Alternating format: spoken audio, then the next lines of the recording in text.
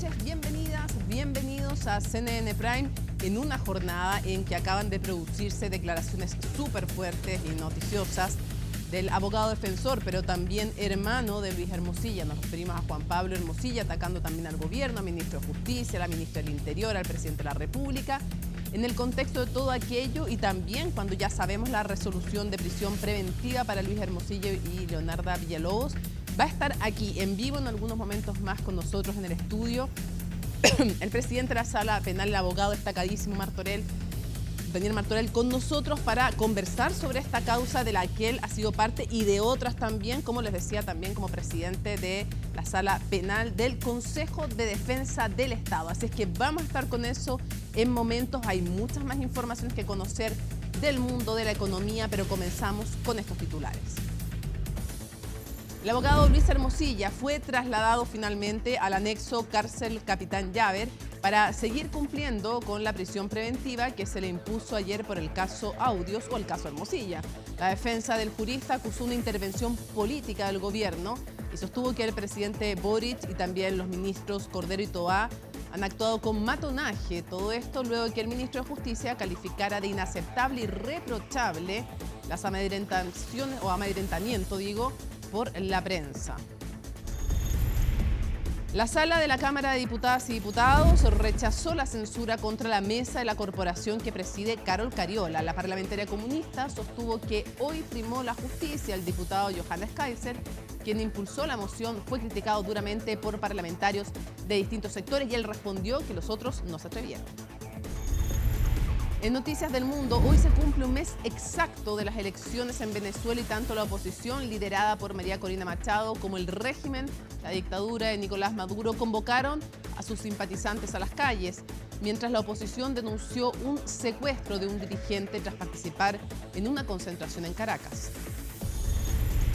Y en el deporte, con 5 días de luto nacional, el fútbol local también está paralizado. Así continúa el deporte uruguayo tras el fallecimiento de Juan Izquierdo durante la noche de ayer martes. Mañana su cuerpo será velado en las instalaciones del que fuera su equipo. Todo esto y mucho más, aquí comienza CNN Prime.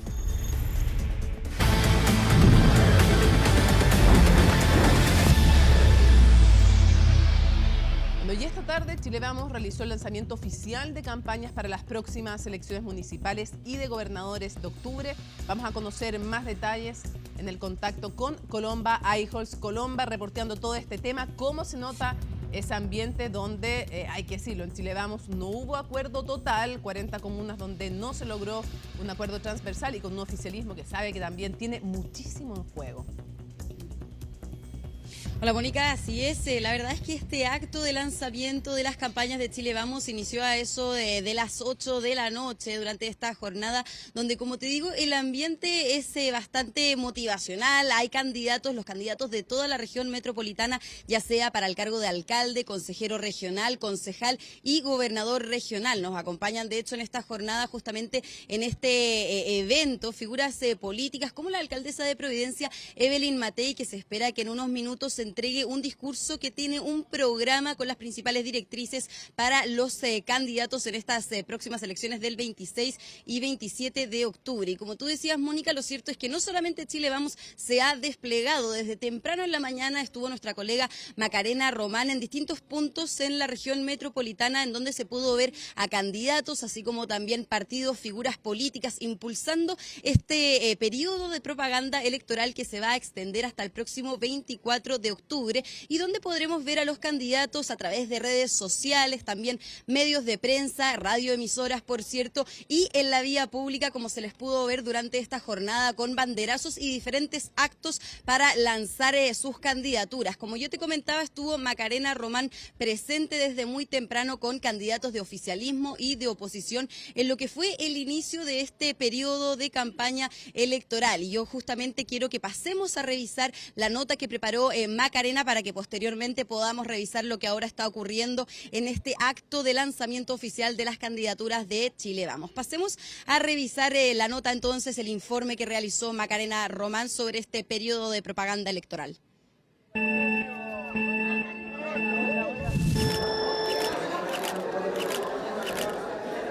Comenzó la campaña electoral y, como se esperaba, se hizo con gran despliegue a lo largo de Chile. Gracias. Nadie quiso perder ningún minuto de propaganda para llamar a votar por ellos, y más cuando en la papeleta aparecen dos con el mismo nombre. Hola, soy Marcela Cubillos y he sido ratificada por el CERVEL para ser candidata a la alcaldía de Las Condes. Por acá, Marcela Cubillos Sigal, la original. La ex convencional. Y si de ex autoridades se trata, en Chile Vamos son varias las que irán a disputar un cargo el próximo 26 y 27 de octubre. Una de las regiones que necesita volver a ser la primera, y lo vamos a lograr en esta elección para el próximo año poder ser gobierno también con Evelyn Matei. Yo tengo la experiencia, tengo el conocimiento para poder convertirme en una buena alcaldesa de Puente Alto. No es llegar y sentarse en el sillón municipal de la comuna más grande de Chile. Quien al parecer ya se proyecta sentado en el sillón municipal, pero de Ñuñoa, es el ex ministro Sebastián Sichel. Cada día más delitos. En Ñuñoa, la comuna donde soy alcalde.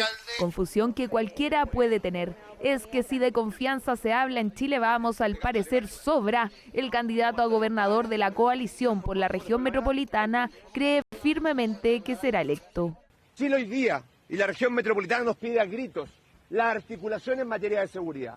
Por eso, esta gobernación que me va a tocar liderar le va a dejar un legado a la región metropolitana, a diferencia del gobernador actual. Gobernador actual que sabe que la reelección no se le viene fácil. No es solo a Francisco Orrego a quien tendrá que enfrentar, también a los republicanos.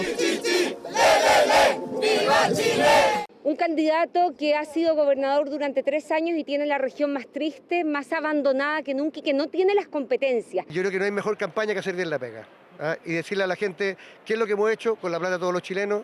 Tenemos las manos limpias, tenemos el corazón ardiente, hemos dejado los pies en la calle. Y la competencia para Claudio Orrego no será solo por la derecha, también por la izquierda.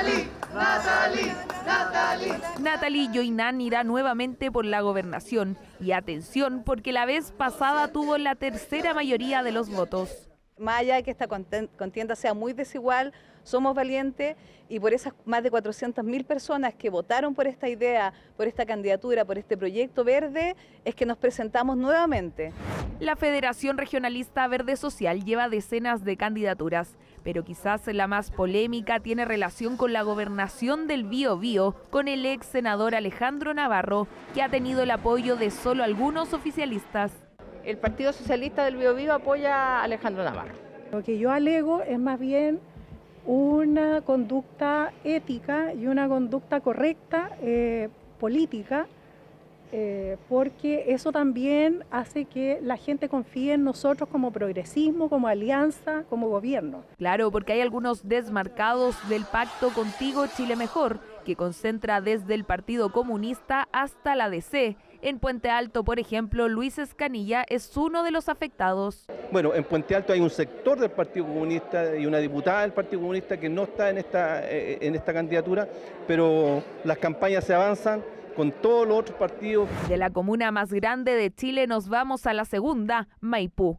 Los cerca de 600.000 habitantes tendrán que optar entre continuar con el alcalde Bodanovich o probar con la carta republicana. Hoy día Chile vive una crisis de seguridad a nivel global, pero en Maipú, lo decía ayer, es un paciente, si lo miramos así, que está en la UCI. Está crítico. Chile está complicado, Maipú está crítico. Pero yo prefiero de momento no referirme ni a otros candidatos ni a una contienda porque no estoy en esa dinámica aún, ya nos tocará entrar en ella, pero solo podemos adelantar que yo creo que en Maipú hemos tratado de hacer una gestión pública honesta, transparente, cercana, eficiente. Desde el 27 de septiembre los alcaldes y gobernadores que vayan a la reelección podrán desplegar sus campañas y en sus cargos quedarán los subrogantes. Desde la misma fecha podrá haber publicidad electoral fija, es decir, solo ahí podrán utilizar elementos como carteles o palomas. Claro, y es que muchas de las figuras entonces que aparecían en el informe de Macarena Román están justamente en este acto de lanzamiento de Chile Vamos. Figuras como Carla Rubilar, candidata a Puente Alto, también el actual alcalde Germán Codina, que conocemos no puede ir a la reelección. Están también el candidato a la gobernación de la región metropolitana, Francisco Orrego, entre otros. Un acto que finalmente, Mónica, reúne aproximadamente a más de 1000 personas, se nos había informado al interior de este evento, en donde, como te decía anteriormente, se espera que la alcaldesa de Providencia, Evelyn Matei, entregue un programa, un documento en donde se trabajaron los diferentes centros de estudio de la oposición, entre ellos Idea País, también la Fundación Jaime Guzmán, entre otros, en donde postulan las principales directrices de un programa que tendrán entonces los candidatos para el próximo 26 y 27 de octubre en las elecciones. Y justamente este programa lo que pretende abarcar es cómo mejorar la seguridad pública, la educación, la calidad de vida y, por cierto, un programa que también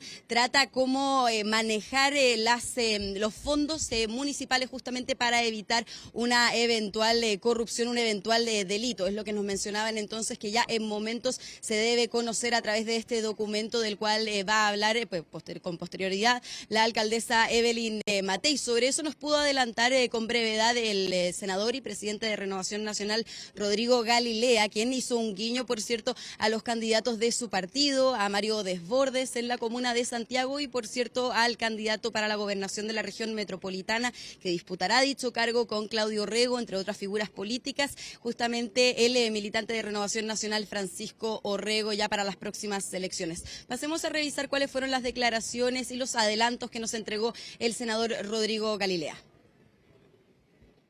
Estamos, como Chile Vamos, lanzando nuestras campañas a alcaldes, a concejales, a cores y a gobernador. Este es el acto inicial, el puntapié inicial a la campaña en la región metropolitana, pero también es el punto de partida para las campañas en todo el país. Hemos preparado, como Chile Vamos, con todos los institutos que trabajan con nosotros, un programa que le permitirá a todos nuestros candidatos tener propuestas concretas en cada una de sus comunas. Nosotros vemos al país desde las comunas y es por eso que este acto es tan significativo. Queremos destacar, ya que estamos en Santiago, la figura del candidato de Chile Vamos, Mario Desbordes, al candidato a gobernador regional como es Francisco Orrego, y así una cantidad de otros alcaldes de la Unión Demócrata Independiente, de Evópoli y por supuesto de Renovación Nacional. Bueno, y es que justamente también nos hablaba sobre el foco de este programa que va a ser entregado por la alcaldesa de Providencia, Evelyn Matei, y la presidenta de Evópoli, Gloria Hood, quien detalló que finalmente este programa, de hecho se llama Chile desde las comunas, propuestas locales para las urgencias de hoy, pretende dar y ser un contacto con los vecinos de los diferentes municipios de cara a las próximas elecciones. Pasemos a revisar cuáles fueron entonces los detalles que entregó la presidenta de Evópoli, Gloria Hood. Hay gran entusiasmo, mucha energía, las campañas son muy llenas de ganas, de mucha salida a terreno y de mucho contacto con la ciudadanía. Yo creo que la principal directriz es contacto directo con las personas, conversar con las personas. Muchas personas quieren colaborar, quieren aportar, quieren ser considerados en las decisiones de políticas públicas, tanto en los gobiernos regionales como en los gobiernos municipales. Yo creo que eso es lo principal. El resto es la seguridad, que es transversal en todo Chile, es un tema importante, y también hay estudios de opinión que marcan mucho la necesidad de acoger a las familias, de recuperar el buen trato, redes de comunidades mucho más integradas. Así que en eso tenemos mucho foco. Bueno, además de redes integradas con los vecinos de los diferentes municipios y una relación que se pueda sostener con los candidatos, lo cierto es que la materia de seguridad ha sido protagonista durante esta jornada. Lo vimos en el despliegue del Partido Republicano, como el ex uniformado, ahora candidato Enrique Basaletti, comentó especialmente sobre la seguridad y la inseguridad, decía el candidato, que se vive hoy en el municipio de Maipú, pero también es un tema que tocó, por ejemplo, la candidata de la UDI, María José Hoffman, para la gobernación de Valparaíso, y de eso también nos pudo comentar más en detalle el secretario general del mismo partido, de la UDI, justamente sobre la propuesta inicial y más importante en estas campañas, que es el tema de la seguridad. Pasemos a revisar cuáles fueron los dichos del diputado y secretario general. Quiero partir por valorar este tremendo acto de unidad de Chile Vamos, donde vamos a recibir cerca de 100 propuestas desde Chile, desde las comunas. Los candidatos de Chile Vamos tienen que tener una misión clara: enfrentar la inseguridad, el estancamiento económico, la falta de empleo, y para eso poder escuchar lo que ocurre en las comunas y en las regiones para nosotros es prioritario.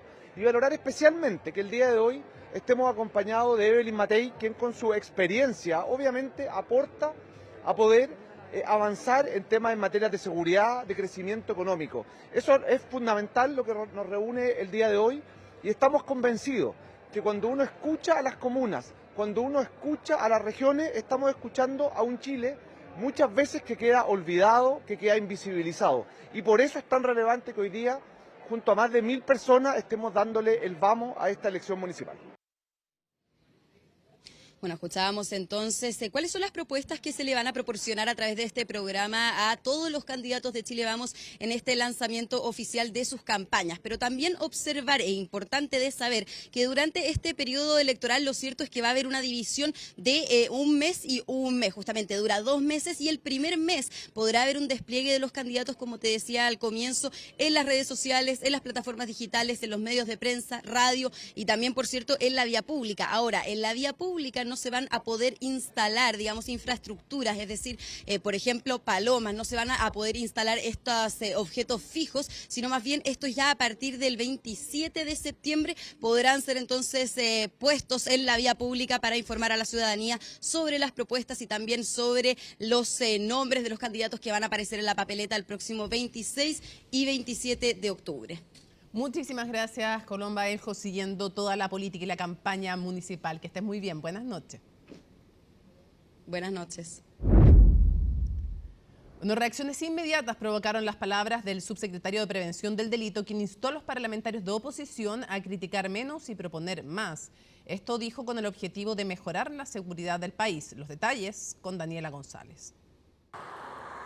En abril del presente año comenzó a regir el plan Calles sin Violencia. 46 comunas con los mayores índices delictuales se unieron a esta iniciativa que busca prevenir y perseguir al crimen organizado. Sin embargo, el plan ha tenido críticas, también cuestionamientos del gobierno al rol de la oposición. Es importante que como país entendamos que el éxito en seguridad se sustenta en que trabajemos unidos. Porque trabajar separados nos asegura la derrota. Claro llamado a la oposición del subsecretario de Prevención del Delito. El análisis del gobierno habla de poca colaboración por parte de la derecha, que se dedicaría, en voz del Ejecutivo, a criticar en vez de aportar.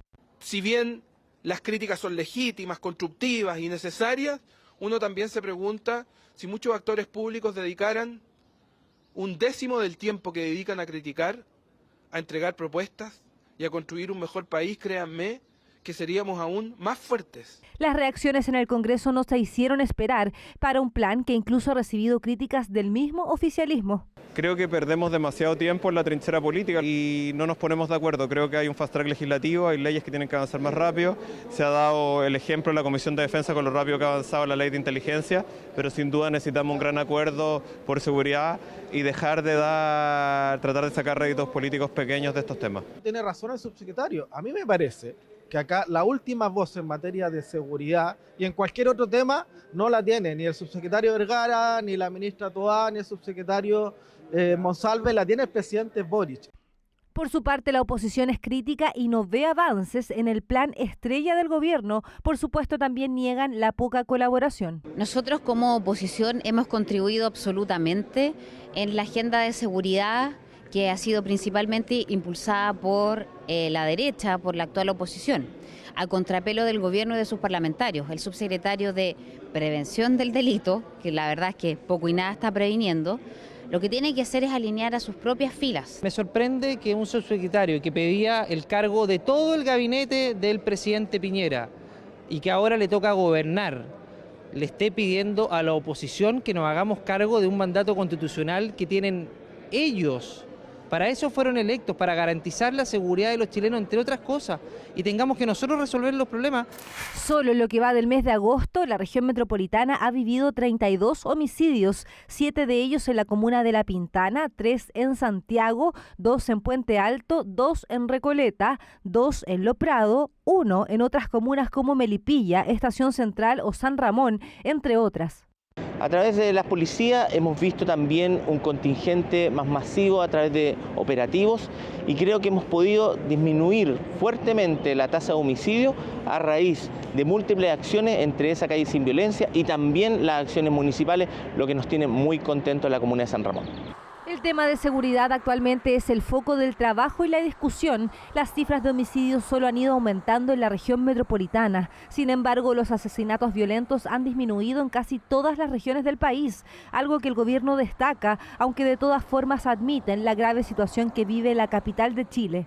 No quisiera transmitir la idea de que no se colabora, pero a veces cuando empieza un clima, digamos, más tenso o más activo, especialmente cuando se acercan periodos electorales, viene la idea de que no es bueno colaborar. Si van a medir a los distintos sectores políticos, los van a medir por su capacidad de construir esos acuerdos y buscar esas soluciones. 1.500 millones de dólares se han invertido en seguridad, pero las críticas están lejos de acabar. Los números hablan por sí solos y revelan una trágica realidad. Santiago vive días violentos, con 32 homicidios solo en el mes de agosto.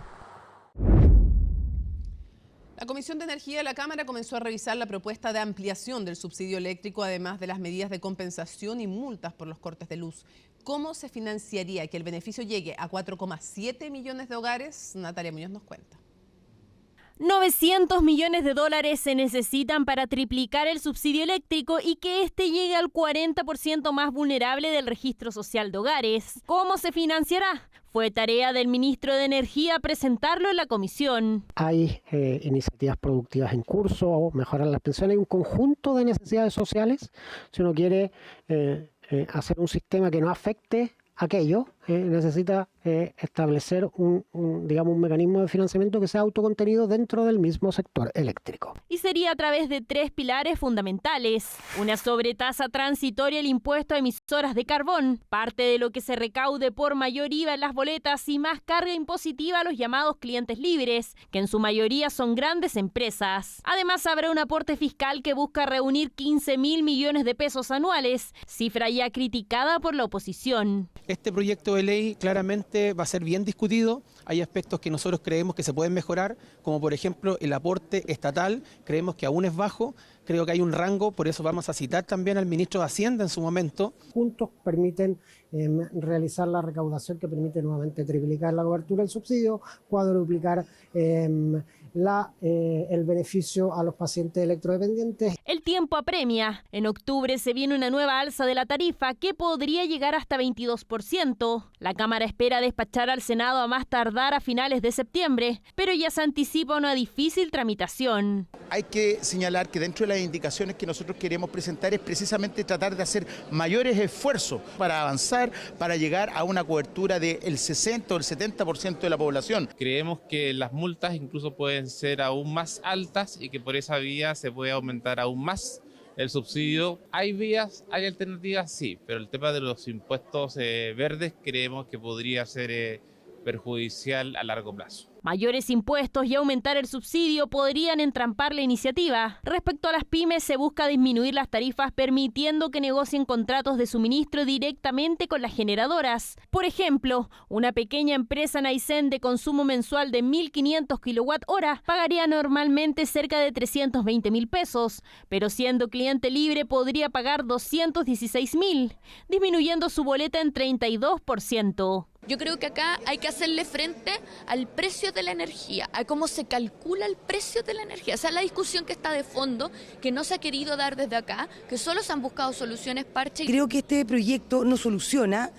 lo que realmente le aqueja a las familias chilenas, y que es que se baje finalmente la tarifa eléctrica. Además, tras los prolongados cortes de luz, el proyecto incluye aumentar las multas y compensaciones por falta de servicio. Por ejemplo, si un cliente residencial tiene un consumo de 180 kWh al mes, en la normativa actual se le pagaría cerca de 4.000 pesos, pero con la propuesta la compensación sería más de 35.000 pesos.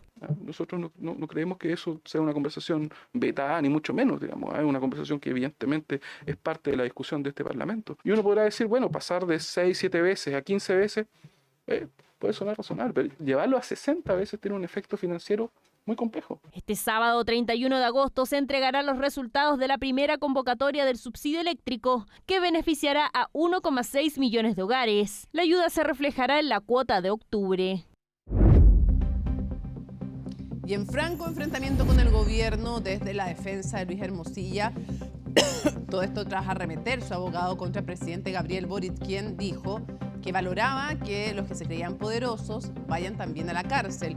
Una frase que utilizó el abogado de Luis Hermosilla, su hermano Juan Pablo, para presentar un recurso de amparo que solicita el traslado, y solicitaba y lo logró, de Hermosilla desde el anexo, desde Santiago 1 hasta el anexo a Capitán Llaver. De todo ello nos cuenta Estefanía Bustamante. ¿Abogado sabe si Juan Pablo va a venir? Es que no tengo idea de nada. Menos de 24 horas alcanzó a estar Luis Hermosilla en Santiago 1 cuando recibió la notificación del tribunal que autorizaba su traslado a Capitán Llaver. Hasta ahí llegó su sobrino, más no su abogado, que había solicitado lo mismo horas antes a través de un recurso de amparo. Luis está muy bien, estuve con él en la mañana, harto rato, y creo que es importante que sepan que está como cualquier ciudadano, él cumpliendo la resolución judicial. Cambio que definió el juzgado y no el recurso que presentó el abogado Juan Pablo Hermosilla, quien entregó una rueda de prensa desde su oficina para explicar la situación de su representado. Eso, pero por sobre todo, la polémica que levantó su crítica al gobierno ante la Corte de Apelaciones. Se suma la decisión por parte del Poder Ejecutivo al declarar públicamente el presidente de la República, Gabriel Boric Fong. Qué bueno que los que se creían poderosos vayan también a la cárcel. Permítanme decir una pequeña cosita de contingencia antes de partir con lo que nos convoca. Acaban de enviar a la cárcel en prisión preventiva a un señor que se creía todopoderoso, al señor Hermosilla. Abrió espacio para la contingencia al presidente y asimismo para la defensa, que acusó una politización arbitraria en el único párrafo que hizo mención a Boric. Pero en una entrevista y luego con toda la prensa, Juan Pablo Hermosilla subió el tono y tuvo una dura respuesta del gobierno. Y una de las cosas que no puede hacer, porque hay normas presas a nivel de Constitución, es interferir en los procesos judiciales. Desde luego, hay un principio moral que se ha roto. Los matones golpean a la gente cuando está en el suelo. Creo que hemos tenido la misma vara en todos los demás, incluso cuando a veces ha habido personas investigadas que tienen alguna cercanía con nuestro sector. No vamos a aceptar nada que implique instrumentalizar, politizar o prestar para cualquier tipo de interpretación la función investigativa que tiene la Fiscalía. También hubo reparos por los insistentes y frustrados contactos, según explicitó la defensa, con Gendarmería y el Ministerio de Justicia para gestionar el traslado. El abogado incluso dijo que la cartera a cargo de Luis Cordero le ha negado a darle un trato a Luis como una persona común y corriente. Yo creo que don Juan Pablo Hermosilla tiene que hacer una distinción. No puede lograr en la prensa lo que no pudo lograr en una sala de audiencias. El señor Juan Pablo Hermosilla reconoce en su recurso de amparo una comunicación ilegal. A él no le corresponde y es impropio que se comunique o trate de comunicarse. ¿Y se permite hacer comentarios sarcásticos sobre mi trabajo profesional? No le reconozco el derecho al ministro de Justicia a hacer eso. Esto es una democracia, y yo creo que él es mucho más joven que yo, y él no peleó por llegar a una democracia, yo sí. Pugna de la que también se hizo parte el fiscal nacional Ángel Valencia cuando la defensa de Hermosilla ofreció abrir por completo el celular de su representado. A esto el máximo persecutor respondió a la tercera, que los tiempos los define el Ministerio Público. Dentro de las legítimas atribuciones del Ministerio Público está el revisar la evidencia que recolecta y sostener investigaciones si estima que hay indicios de posibles delitos. No lo hemos discutido. Pero lo que no es aceptable es que se estén escogiendo algunas cosas sobre otras. Oferta del abogado que solicitó una copia de los mensajes recopilados por la Fiscalía del celular de Luis Hermosilla. El abogado, en tanto, seguirá en prisión preventiva desde el anexo penitenciario Capitán Llaver, tal y como lo había solicitado su defensa. Bueno, muchísimo que conversar con Daniel Martorell, que es abogado, consejero del Consejo de Defensa del Estado, además presidente de la Sala Penal de este organismo y que ha estado, por supuesto, en el caso Hermosillo, caso Audios, como se le quiera llamar. Abogado, muchísimas gracias por acompañarnos. Buenas noches. Antes de entrar, porque obviamente que Yo creo que cuando usted venía camino para acá se da esta conferencia de Juan Pablo Hermosilla, así que ya le voy a preguntar por aquello, pero antes me gustaría hacer una pregunta de carácter general. ¿Por qué el Consejo de Defensa del Estado interviene en este caso y cuál es la gravedad que le asignan al caso Hermosilla, caso Audio? En fin. Porque la ley orgánica del Consejo dispone que nosotros tengamos que actuar en base a que no solo el Consejo actúa cuando existe un perjuicio fiscal, sino que también cuando existen delitos, especialmente delitos de corrupción cometidos por funcionarios públicos y los delitos anexos.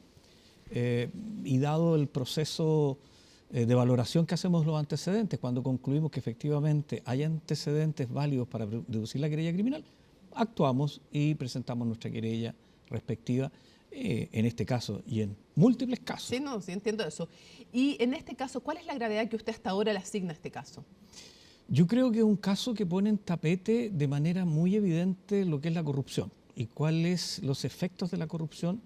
En la audiencia respectiva yo cité declaraciones de los propios funcionarios públicos que están formalizados y que quedaron con la cautelar de arresto domiciliario total, que luego de reconocer los pagos, además incorporaron elementos de cómo ese acto de corrupción se va multiplicando con nuevos encargos ilícitos respecto de otras personas. Entonces, la corrupción es un tema crucial que yo creo que el país hoy día debe resolver adecuadamente, porque de lo contrario existen muchos casos que uno puede ver en la historia de países que son capturados por la corrupción y llegan a un nivel en que el Estado de Derecho desaparece, en que la sociedad misma parte con un cáncer que no va teniendo ningún límite y que al final se transforma la vida que podemos llevar en comunidad como una vida insufrible, porque genera hasta efectos económicos la corrupción. ¿Y es también una puerta de entrada para el crimen organizado? Por supuesto, por supuesto. Yo creo que uno de las armas que tiene el crimen organizado es los actos de corrupción que le permiten acceder. Piense usted que existen muchos autores que escriben cuál sería el bien jurídico protegido que está detrás del acto de corrupción. Yo tiendo a pensar que algo sencillo para que la gente entienda es que el Estado de Derecho y las obligaciones y derechos que tiene usted, que tengo yo, que tenemos todos los habitantes, está regido por un principio de igualdad ante la ley. Vale decir, todos somos iguales bajo las mismas características y condiciones. El último refugio de la democracia para los ciudadanos, la justicia. Efectivamente. Y cuando ese principio, que es un principio central, desaparece por una fuente ilícita como es el acto de corrupción y pasamos a tener sujetos que están por sobre ese principio de igualdad ante la ley, el Estado de Derecho pasa a tener una alteración tal que la vida ya no es posible de vivirla producto de eso. Quiero preguntarle, el abogado de Luis Hermosilla, Juan Pablo Hermosilla, sostenía que este caso está acotado, que ya sabemos más o menos los bordes de este caso. ¿Usted qué diría? Yo pienso completamente distinto. Yo creo que lo que sabemos fueron los hechos en materia de la formalización y la resolución que se adoptó por la jueza a partir de esos hechos, pero incluso eso es tan contradictorio con la disputa que hubo respecto del plazo de investigación. La jueza consideró la solicitud que hizo el Ministerio Público, que nosotros adherimos, de decretar 6 meses de investigación, que es un plazo para los juzgados de garantía, teniendo imputados privados de libertad, diría yo, considerablemente alto. Y las razones y argumentaciones fueron justamente que es un caso que está recién iniciándose y que por lo tanto uno no puede entender que sea un caso terminado. Yo no comparto eso, yo creo que es un caso que está recién con las diligencias y que vamos a tener algunos otros eventos. Para hacer algunos otros eventos, para hacer una metáfora también, la ola expansiva de este caso no ha terminado. Yo pienso que no, constantemente salen a la prensa nuevas comunicaciones, nuevos involucrados en las comunicaciones y por lo tanto es una causa que tiene una ramificación muy importante porque va afectando a distintas personas, a distintas autoridades y por ende yo creo que no puede decirse que esto sea lo único que va a existir detrás de esta investigación. O sea, ¿usted cree que pueden haber nuevas autoridades, nuevas exautoridades, nuevos ilícitos que se vayan descubriendo? Yo tiendo a pensar meramente especulativo, porque obviamente los antecedentes que nosotros tenemos en el Consejo es la carpeta investigativa con los 13 tomos que se le entregaron a todos los intervinientes y efectivamente en esos 13 tomos los antecedentes que hay dicen relación con la formalización. Pero yo tiendo a pensar por un asunto de mera lógica que dada la estructura que estamos hablando de los hechos, de las comunicaciones, de los contactos que se desarrollaron durante el tiempo que se desarrolló, claramente uno puede deducir que van a haber otros elementos que van a estar presentes. Y otras personas. Y otras personas, efectivamente. Y otros delitos. Otros delitos... O sea, me refiero no a otros tipos de delitos, sino que nuevos delitos que conozcamos cometidos por otras personas, autoridades o exautoridades. A eso me refería con la ola expansiva. Yo creo que es probable, yo creo que es altamente probable lo que usted está diciendo. Ya. ¿Cómo ha quedado y cómo va quedando dañada también, cree usted, en la ciudadanía la imagen de la justicia con este caso? Porque este caso, el que estamos viendo, la formalización, es por cohecho, lavado activo, delitos tributarios, pero se enmarca dentro de un descubrimiento más amplio que nos ha llevado a ver otra lista que tiene que ver con el exdirector de la PDI, que nos ha llevado a ver también y conocer algo que sospechamos, que a veces sabemos respecto de posibles o eventuales tráficos de influencia. Todo tiene que ver también, claro, delitos económicos, pero también de corrupción. Entonces, en todo este marco, no me refiero solo en el caso que está recién formalizado, ¿cómo va quedando y cómo se va dañando la imagen de la justicia y la idea de que es algo que finalmente tiene que ver con componendas, con poder y que se refleja en las encuestas que tenemos? Bueno, yo pienso que hay un daño. Efectivamente, si eso no es necesario ser muy inteligente ni experto para darse cuenta del daño que generan este tipo de situaciones al nivel de lo que la ciudadanía va entendiendo. Pero yo tengo una luz de esperanza. Yo creo que justamente ese daño, una vez que se ha producido, es un daño susceptible de ser superado a través justamente de resoluciones justas que apunten en la dirección exactamente contraria de hacer responsable a quienes son responsables y generar las instancias judiciales que permitan efectivamente castigar, que permitan investigar, que permitan llegar al fondo de esto. Tanto es así que si uno entiende, por ejemplo, los índices de corrupción, ya que hablábamos de corrupción, de Amnistía Internacional, una de las maneras que tiene para ubicar a los distintos países en los índices que ellos hacen, no es solamente el acto de corrupción, sino que también es la respuesta judicial que se tiene respecto del acto de corrupción. Pero si terminamos en condenas bajas, inefectivas o el paradigma máximo, clases de ética, obviamente que eso defrauda a la ciudadanía. Por supuesto, y por eso es que hay que... O sea, se juega de alguna manera en este tipo de casos y en este caso en particular también parte del prestigio y de la confianza en la justicia. Yo pienso que claramente sí, y eso por eso que yo decía, tengo la luz de esperanza de que se asuma respecto de la posición que corresponda y que sea una enseñanza a todo nivel respecto de una justicia sólida, contundente, categórica, que llegue a las conclusiones finales. Vamos a algunas cosas que se han discutido en estos días. Lo primero, ¿cuál era la importancia para usted que Luis Hermosilla, Leonardo Villalobos, en fin, quedaran con prisión preventiva? Su defensa ha dicho que ha habido de alguna manera un trato desmedrado en contra de Luis Hermosilla porque lo mandaron primero a Santiago 1, ahora está en Capitán Llaver. Pero, ¿por qué era importante y por qué era justo que estuviera ahí? En prisión preventiva primero. Las normas aplicables, en este caso como en cualquier otro caso, determinan que el juez tiene que valorar una serie de elementos que fueron entregados por el Ministerio Público y el resto de los intervinientes durante largos días de las audiencias, en que su conclusión final es que se cumplen con todas las condiciones para que se verifique la resolución de prisión preventiva. ¿No se le ha vulnerado sus derechos como dice el abogado de Luis Hermosilla? Yo creo firmemente que no se ha vulnerado ningún derecho. Tuvo todas las oportunidades las defensas de exponer todo lo que correspondía, de entregar los elementos. Lo que ocurre es que uno como abogado, cuando no obtiene una resolución favorable a lo que pretende obtener, eso no implica, por cierto, que se estén vulnerando ningún derecho. Yo tiendo a pensar, mire, si yo le voy a hacer un comentario anexo a lo que usted me está preguntando. Yo como consejero del Consejo y presidente del Comité Penal del Consejo, venía participando en la posibilidad de someter a prisión preventiva a la ex alcaldesa de Maipú, Katy Barriga. Porque en esa oportunidad que el Consejo también es parte y también con mucha fuerza. Nosotros tenemos encarnado el caiga quien caiga, pero de verdad.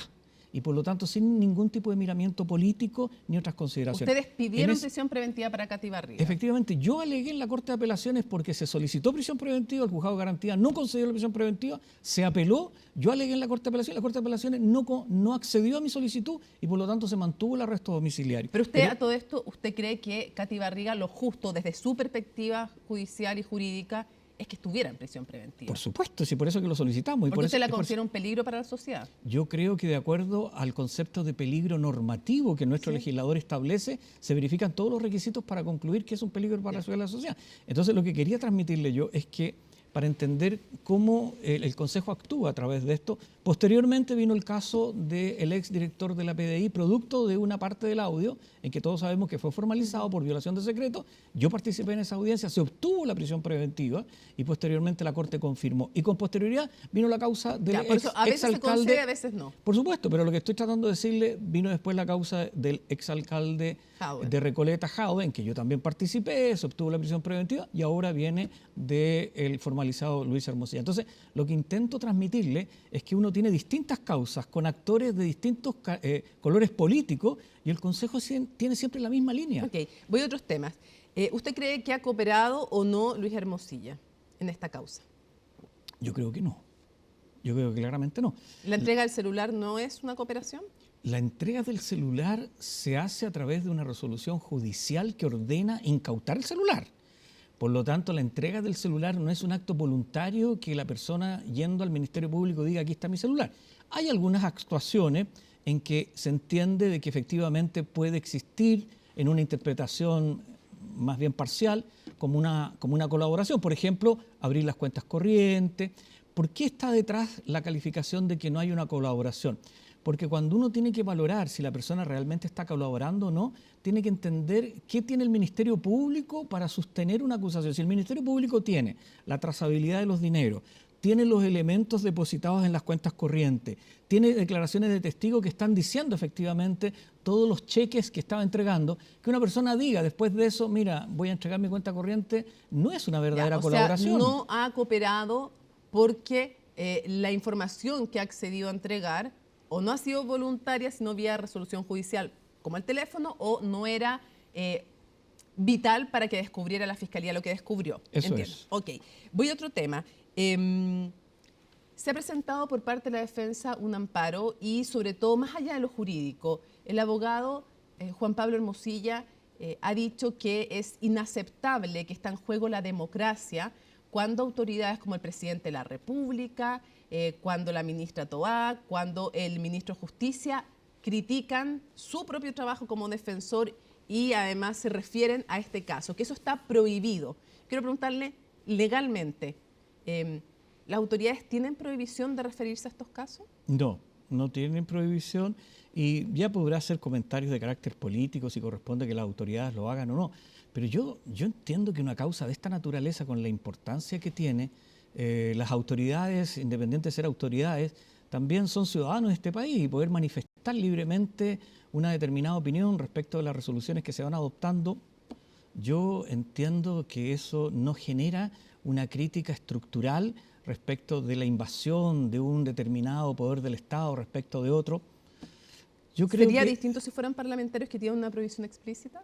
es que el parlamentario está en una situación diferente, por supuesto. O sea, ahí sería distinto. Yo creo que ahí podría normativamente hacerse un análisis distinto al que estoy haciendo respecto de otras autoridades que no tienen esas prohibiciones. Dice Hermosilla, el abogado defensor, que se ha vulnerado también el principio, en el fondo, de presunción de inocencia cuando se da por sentado algo que no se da por sentado en una formalización que es una mera comunicación de cargos, que con las palabras de estas autoridades, en el fondo, sí se vulneran principios legales. ¿Usted cree que no? Yo creo que no, y además quiero hacerle un comentario.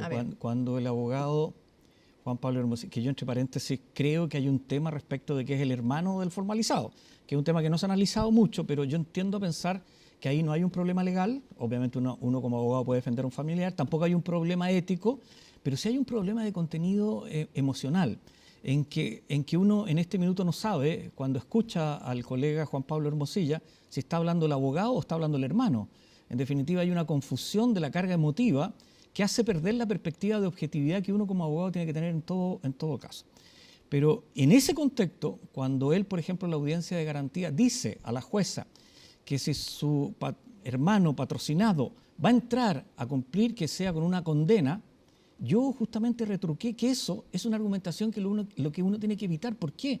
Porque todos los ciudadanos de este país, incluso yo, usted, estamos sometidos a la posibilidad que a través de una formalización se arribe a una cautelar que se llama prisión preventiva. Ahora, y no necesitamos sentencia condenatoria. Entonces, lo que él estaba pidiendo en su propia alegación está dentro de una estructura de salirse de lo que es aplicable a todos los chilenos. Y por eso es que yo lo contraargumenté.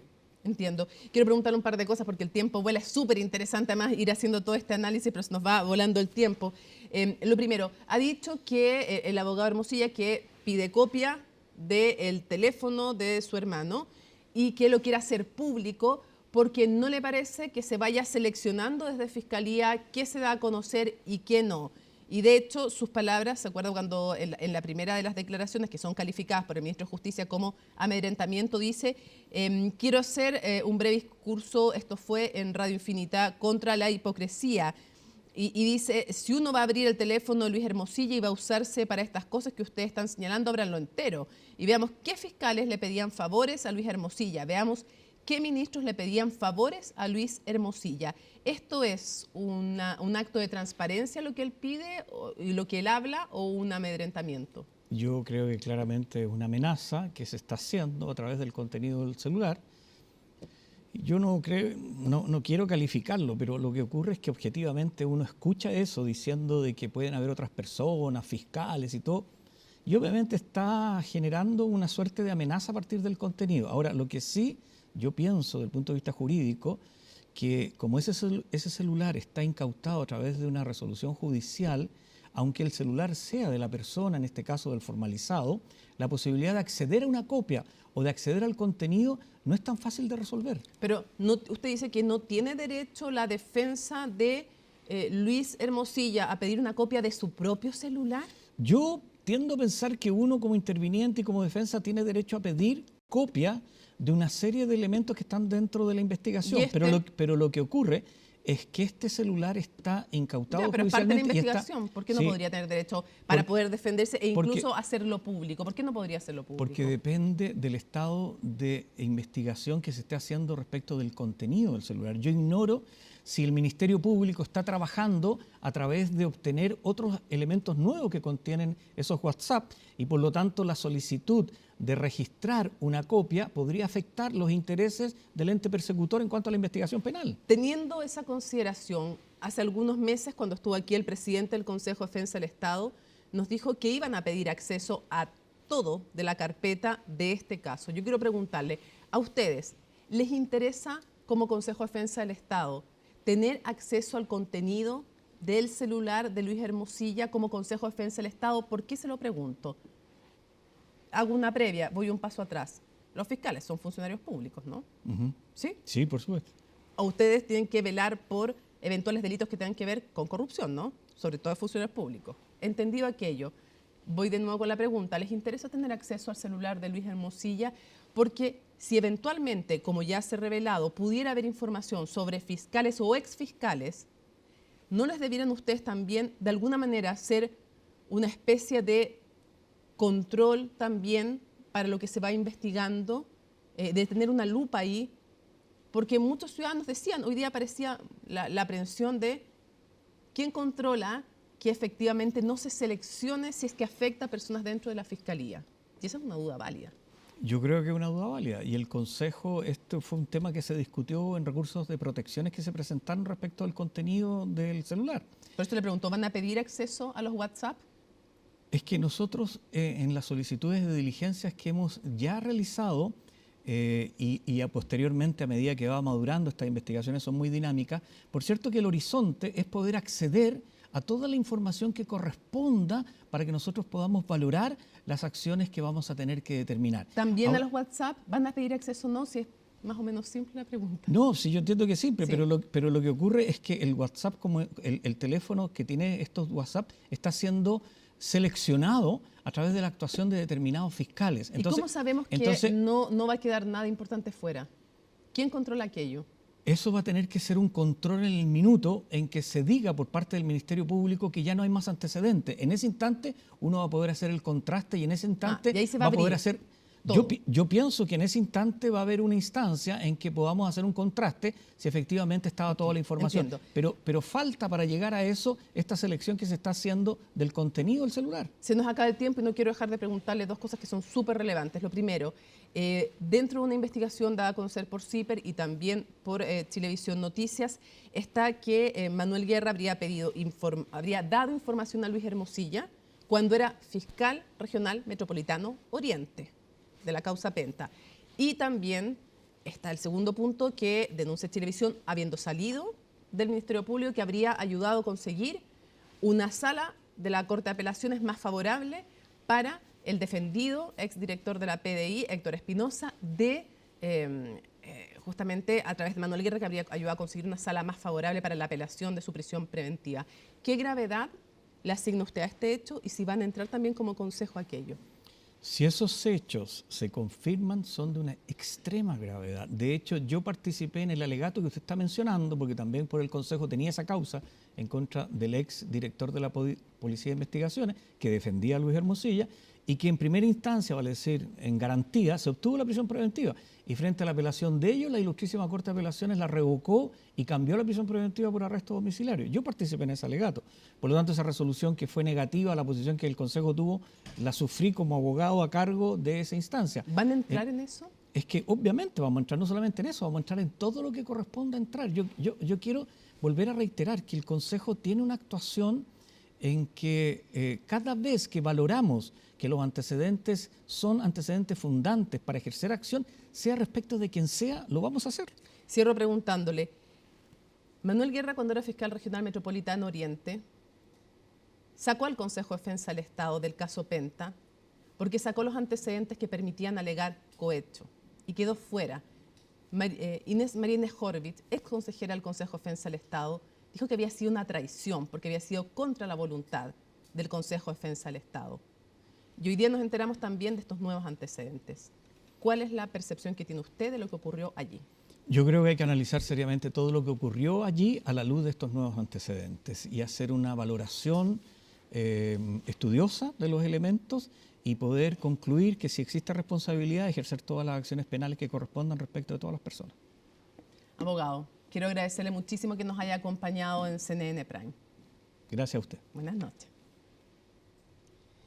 Y seguimos avanzando cuando son las 9:21 a otras informaciones. Les contamos que el fiscal nacional Ángel Valencia designó al fiscal regional de Arica y Parinacota, Mario Carrera, para investigar las denuncias en contra del ex persecutor metropolitano Oriente, Manuel Guerra. El ex fiscal se habría comunicado con Luis Hermosilla en el marco de distintos casos, los que conversábamos recién, de hecho, con el consejero del Consejo de Defensa del Estado, como Penta, Dominga, Exalmar, además de la causa contra el exdirector de la PDI, Héctor Espinosa. Veamos los detalles en el informe de Valentina Nieto. La investigación que realizó el 2017 el fiscal Guerra fue absolutamente vacía de contenido, de acuciosidad. Fue impedir que el Consejo de Defensa del Estado y nosotros pudiésemos siquiera oponernos de una manera concreta a lo que estaba haciendo este acuerdo entre los señores Delano, Lavín, Wagner y el fiscal Manuel Guerra. ¿Usted está satisfecho con su trabajo? Sí, absolutamente satisfecho. Aunque dijo siempre estar satisfecho, lo cierto es que el paso de Manuel Guerra por la Fiscalía estuvo marcado por la polémica. Hoy su nombre nuevamente está en el expediente, aunque esta vez es él el investigado, nada menos que por sus vínculos con Luis Hermosilla. Ángel Valencia designó al fiscal regional de Arica y Parinacota, Mario Carrera Guerrero, para que dirija la investigación penal en relación a los hechos descritos en publicaciones de prensa y que involucran, entre otros, al ex fiscal de la Fiscalía Regional Metropolitana Oriente, Manuel Guerra Fuensalida. Todas estas informaciones son preocupantes por los actores que salen nombrados, que son todas personas que tienen responsabilidades importantes, muchas de ellas ligadas al sistema, digamos, que imparte justicia, pero son procesos en investigación. Entonces, dejemos que hagan su trabajo los fiscales, los jueces. Será el fiscal Mario Carrera el que indagará hasta qué punto los presuntos mensajes entre Guerra y el abogado podrían ser constitutivos de delito. Delitos que eventualmente puede cometer un funcionario público, específicamente un fiscal, son varios, ¿no es cierto? Estamos hablando desde la prevaricación, ¿no es cierto?, hasta el cohecho, la violación de secretos. Aunque en esas comunicaciones no existan delitos, comunicaciones en que se mantienen relaciones de amistad manifiesta entre personas que cumplen roles institucionales distintos en el sistema de justicia, compartiendo información de causas, afecta la credibilidad del sistema de justicia. Eso es lo grave de este caso. Y es que la sospecha es que el exfiscal no solo filtró información, sino también que habría realizado gestiones en favor del abogado en casos como Penta, Dominga y Exalmar, además de la causa en contra del exdirector de la PDI, Héctor Espinosa, de la cual Hermosilla fue defensor. Lo que daría cuenta el WhatsApp es que habrían comunicaciones en que Manuel Guerra le habría ofrecido, cuando ya no era fiscal, a Luis Hermosilla ayudarle a conseguir una sala más favorable para la defensa de Héctor Espinosa, que en ese momento estaba en prisión preventiva. Un ofrecimiento que habría logrado su cometido. Menos de 2 semanas estuvo Espinosa en prisión preventiva por el mal uso de gastos reservados, aunque en esa ocasión las gestiones se habrían realizado una vez fuera del Ministerio Público, en otras se habrían concretado desde el interior de la Fiscalía. Bueno, la verdad que el fiscal Guerra era polémico por las decisiones que tomaba, pero que eran funcionales a la impunidad respecto de delitos graves de corrupción que aparecían involucrados altas autoridades o grandes empresarios, ¿no? Y obviamente acá nosotros vemos un patrón de conducta. Él siempre actuó como un político, nunca fue un fiscal. Estaba bien interesado transversalmente en las autoridades, los senadores, diputados, tener relaciones cercanas, conversar con ellos, y lamentablemente siempre favoreció a los imputados. Quizás uno de los casos más controversiales que lideró Guerra fue el caso Penta, y es que terminó solo con clases de ética para Delano y Lavín, dueños de la empresa, tras un juicio abreviado. ¿Qué cosa para ustedes respecto de ellos es intransable si ellos quisieran llegar a un procedimiento abreviado? Por ejemplo, si ellos le dijeran, como hemos visto en otros casos, llegamos a un procedimiento abreviado, pero el cohecho no estamos dispuestos a aceptarlo. Bueno, yo le contesto con la misma lógica. Nosotros no estamos dispuestos a aceptar un procedimiento abreviado en que ellos no acepten responsabilidad por el delito de cohecho. Aunque dijo no estaba dispuesto, el fiscal sí recalificó el ilícito de cohecho, al menos en el caso del ex subsecretario de Minería, Pablo Wagner. Eliminó además de la causa el delito de soborno. Yo por lo menos tenía la sensación de que aquí había o una negligencia inexcusable o corrupción. Y desde esa perspectiva, obviamente, una de esas hipótesis está cobrando ahora mucho más fuerza. La forma en que él gestionó esas causas distó mucho de tener contenido jurídico, fue extrajurídico y por lo tanto lo que uno está conociendo hoy día hace calzar las piezas para entender finalmente qué fue lo que motivó a tomar ese tipo de decisiones. Dentro de las conversaciones, Hermosilla y Guerra hablaron de contactar a Andrés Chadwick para darle una salida al caso Penta. No fue la única polémica decisión del ex persecutor. El fiscal de Exalmar Dominga, Manuel Guerra, decidió cerrar la investigación y solicitar el sobreseimiento definitivo del actual candidato de Chile Vamos, querellado por negociación incompatible y uso de información privilegiada. Exalmar y Dominga fueron otras 2 causas en las que Manuel Guerra fue puesto en entredicho, en ambos con sobreseimientos y cierres de investigación. Se negó sistemáticamente a realizar diligencias que eran diligencias mínimas, todo el tráfico de correos y la incautación de las comunicaciones electrónicas, no solamente del presidente Piñera, sino que sus hijos. Distintas causas que en algún minuto lideró el ex fiscal Metropolitano Oriente, pero que hoy lo tienen bajo la lupa del Ministerio Público, el que deberá determinar si el actuar de Manuel Guerra constituye un delito. Con arraigo nacional y firma mensual quedó el pasajero que provocó millonarios daños en el mobiliario del aeropuerto de Santiago tras molestarse porque no pudo viajar a Estados Unidos. Joaquín Castro con el informe.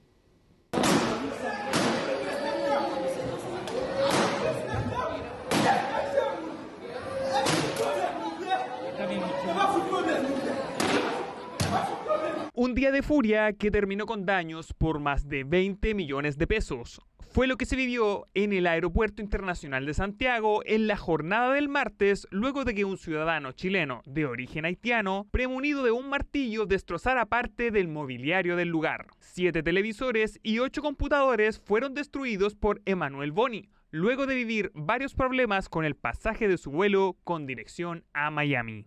Básicamente habría un conflicto asociado a la reserva del pasaje del vuelo problemas para el abordaje, que no constaba su reserva, y bajo esas circunstancias el imputado se habría enojado y premunido con un martillo, habría roto y dañado distintos utensilios del interior del aeropuerto, en concreto televisiones y cámaras de autoabordaje. Las primeras hipótesis que maneja el Ministerio Público es que el hombre había sido estafado por haber presentado un pasaje que no le servía para viajar, a la vez que tampoco contaba con la visa para entrar a Estados Unidos. Es una arista de la investigación.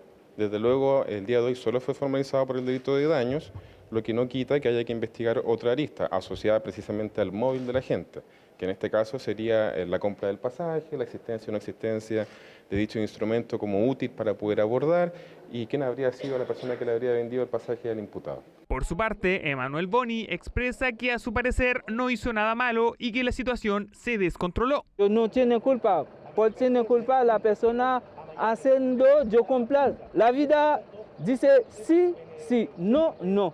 Si tú haces un negocio, tú vas a vender la cosa, la persona se viene con plata, se comprar, tú te doy. Yo no tiene culpa. El culpa es la persona haciendo eso.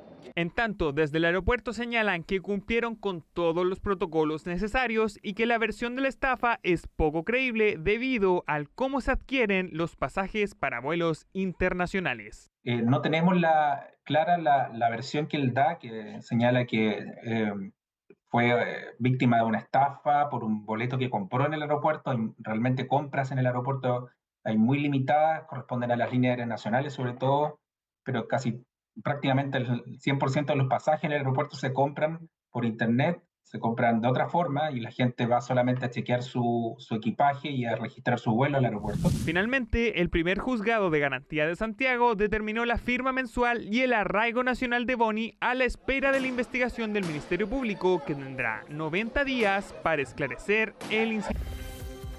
9:35 minutos, vamos de inmediato con Isel Guerra y las noticias internacionales. ¿Cómo estás, Mónica? Muy buenas noches. Vamos a comenzar esta revisión internacional en Venezuela. Hoy se cumple un mes exacto de las elecciones del pasado 28 de julio y tanto la oposición como el régimen de Nicolás Maduro convocaron a sus adherentes a las calles. Todo esto cuando también conocíamos el día de ayer que Diosdado Cabello es el nuevo ministro del Interior y claro, los temores están puestos en cuáles podrían ser las eventuales medidas que podría adoptar justamente el que es considerado el número 2 del régimen ante estas movilizaciones.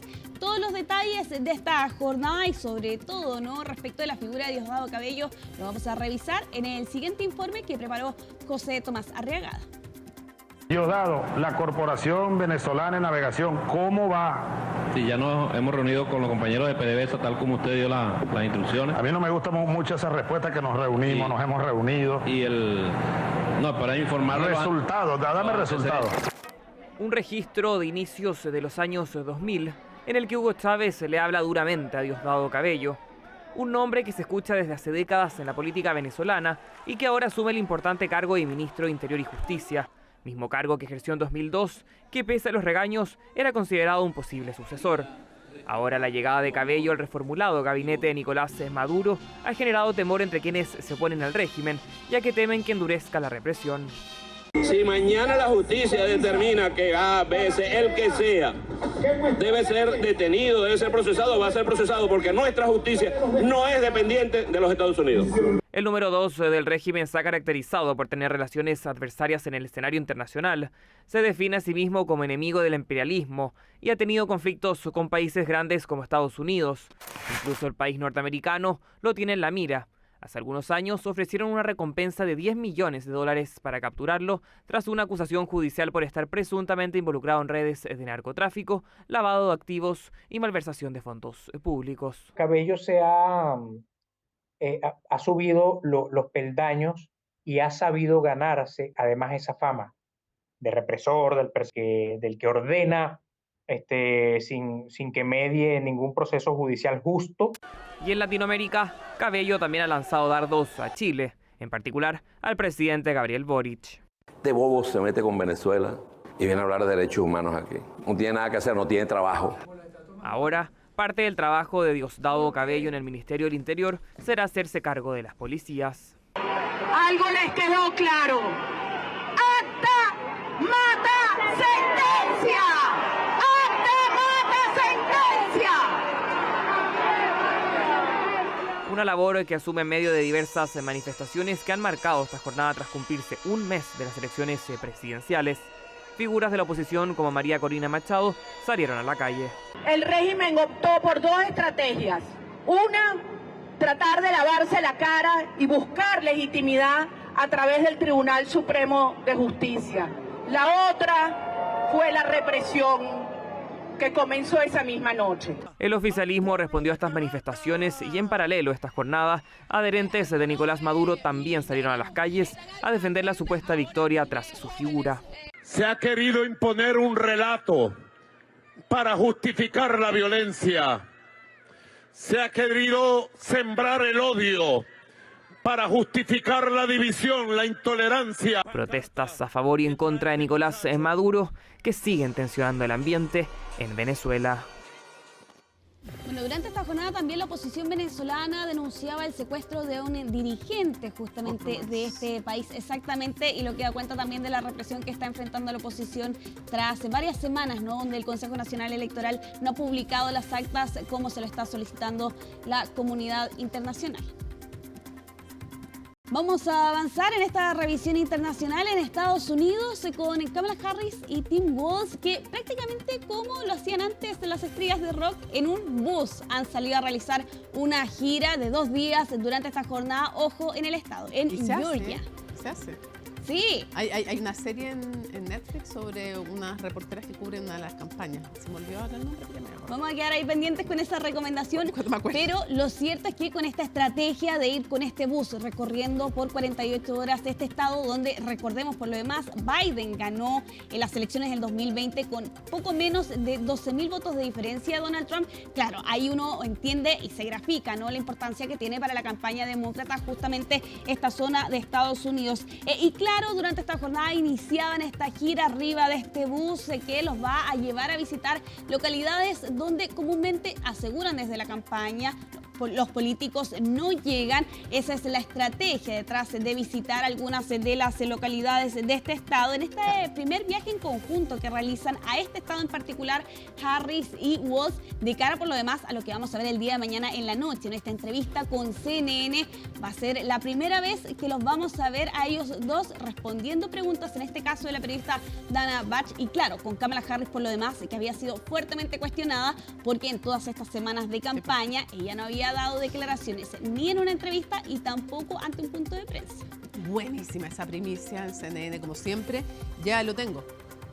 Las chicas del autobús, primicias de campaña, pero está en Max. Ah, ya, ahí ya tienen la recomendación. Yo la encontré muy entretenida. No, de todas formas se anota y claro, teniendo en cuenta por lo demás el ambiente de campaña que hay en Estados Unidos. Y claro, en este caso con Harris y Walz, que hacen esta gira, ¿no?, de 2 días por esta zona de Estados Unidos. Y a la espera estamos de mañana, por cierto, de esa entrevista que vamos a emitir un extracto el día de mañana. Me comprometo aquí, Mónica, aquí quienes nos están viendo y escuchando a esta hora podamos escuchar parte de esa entrevista. Ella va a hacer toda la pega, nos selecciona lo mejor y cuando nosotros lo vemos. Exactamente, y lo vamos a estar analizando el día de mañana a esta misma hora, Mónica, para ver qué dice Kamala Harris, ¿no?, después de todas estas semanas y de las expectativas que hay puestas justamente en esta entrevista de 1 hora que se va a emitir mañana a las 9 de la noche, hora local. Por cierto, aquí Kamala Harris se va a poder entregar su punto de vista de diferentes temas, pero también, Mónica, sobre cuáles podrían ser las diferencias que puede tener con Joe Biden, teniendo en cuenta que está en un periodo de campaña y Biden también ha sido fuertemente cuestionado. Esa es la oportunidad para Kamala Harris y Tim Walz de responder las preguntas de Dana Bach el día de mañana en medio de esta visita por Georgia. Vamos a finalizar esta revisión internacional con un episodio protagonizado por un niño de 4 años. Quien rompió un jarrón de 3.500 años de antigüedad. Lo están viendo a nuestras espaldas. ¿Cómo fue eso? Así quedó este jarrón con un accidente. Desde ya lo califican así, tanto desde el museo como los padres de este niño, quienes visitaron un museo arqueológico en Israel y donde el niño, según el papá, tiró ligeramente este jarrón para ver qué había en su interior. Y claro, es un jarrón con varias particularidades. Yo les mencionaba, ¿no? 3.500 años de antigüedad, muy probablemente de la edad de bronce, y con lo y ya era un hallazgo impresionante porque estaba intacto. Esa era su principal característica, pero ojo, estaba expuesto sin vitrina y al inicio de este museo. Y claro, aquí es lo más llamativo, más allá de esta noticia que la estamos comentando ahora, ¿no? Desde el museo defendieron que este jarrón no tuviera una vitrina, y esto es porque el fundador detrás de este sitio dijo que él quería que estos objetos fueran accesibles a quienes lo visitaban, y de hecho han señalado que van a continuar con esta tradición de no tener vitrinas encerrados estos objetos para... ¿De dónde? ¿Se sabe algo? El niño no se sabe la identidad más allá del menor. Pero de nacionalidad tampoco. Tampoco, solo que este museo está en Israel y que han señalado desde este museo que van a arreglar este jarrón. Es más, han invitado a la familia a volver a visitar al museo. ¿En serio? Sí, dicen que es un accidente que se puede arreglar, reparar, y eso es lo que van a hacer ahora. Pero de todas formas, esta historia, por cierto, Mamá, este niño, ¿por qué no me claro, dejan entrar al museo? Exactamente. No, qué bien la actitud del museo, que así lo entienda. Como una... Dicen que no es un mausoleo, sino que es un lugar vivo. Bien, y esa es, me gustó. Sí, ¿no es cierto? Súper. Oye, y hoy día Conexión Global Prime vamos a hablar del tema de Israel, Hezbollah, la Franja de Gaza, súper interesante, y además vamos a estar con un tremendo entrevistado que es uno de los más importantes asesores que ha tenido Barack Obama, Dan Restrepo, en una producción hecha por doña Isel Guerra, que nos ayudó a conseguirlo. Así es que créditos para Isel Guerra lo vamos a tener para ustedes hoy día en Conexión Global Prime. ¿Nos vamos a la pausa? Sí, vamos a la pausa. Pausa y regresamos. Termina CNN Prime, viene CNN Tiempo y nos reencontramos en Conexión Global Prime. Israel, Gaza, Cisjordania y Estados Unidos con un interesantísimo entrevistado asesor del expresidente Barack Obama. Así es que nos vemos. Miércoles 28 de agosto, así estuvo nuestro país y el mundo. Somos CNN Chile. Buenas noches.